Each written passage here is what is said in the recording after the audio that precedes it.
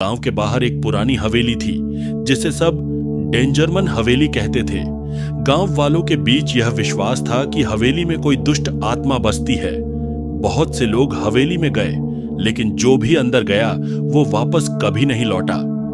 रात के समय हवेली के पास से गुजरना तो दूर, लोग दिन में भी वहां जाने से डरते थे। गांव के बुजुर्गों का कहना था कि सैकड़ों साल पहले डेंजरमन नाम का एक तांत्रिक उस हवेली में रहता था। उसने वहां पर तंत्र मंत्र की साधना की थी, लेकिन एक दिन उसकी साधना असफल हो गई और उसकी आत्मा वहीं कैद हो गई। वह श्रापित हो गया कि जो भी उसके घर के करीब आएगा वो उसकी आत्मा को अपने साथ ले जाएगा। राहुल नाम का एक युवा इस कहानी को महज एक अफवाह मानता था। वह शहर से गांव में पढ़ाई के लिए आया था और उसे ऐसी कहानियों पर भरोसा नहीं था। गांव के दोस्तों ने उसे हवेली के बारे में चेतावनी दी, लेकिन राहुल ने उनकी बातों को हंसी में उड़ा दिया। उसकी जिज्ञासा बढ़ गई और उसने तय कर लिया कि वो एक रात हवेली में जाकर देखेगा कि असल में वहां क्या है। एक अंधेरी रात में राहुल एक टॉर्च और अपनी हिम्मत के साथ हवेली की ओर चल पड़ा।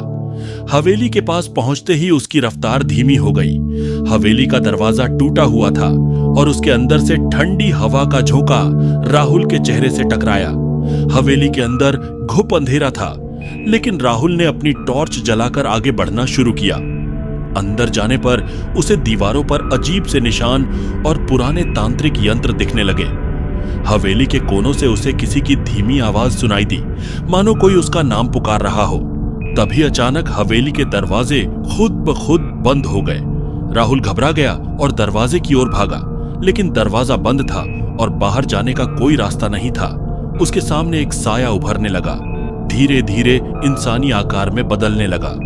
डेंजरमन की आत्मा ने राहुल को अपनी जंजीरों में जकड़ लिया।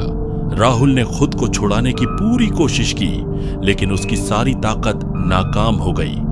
आत्मा ने धीमे स्वर में कहा, तूने मेरी चेतावनी को नजरअंदाज किया, अब तू भी मेरा हिस्सा बन जाएगा।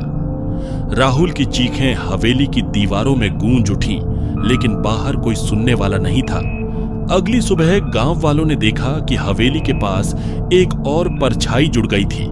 वह परछाई राहुल की थी, जो अब हमेशा के लिए डेंजरमन के श्राप का हिस्सा बन चुका था।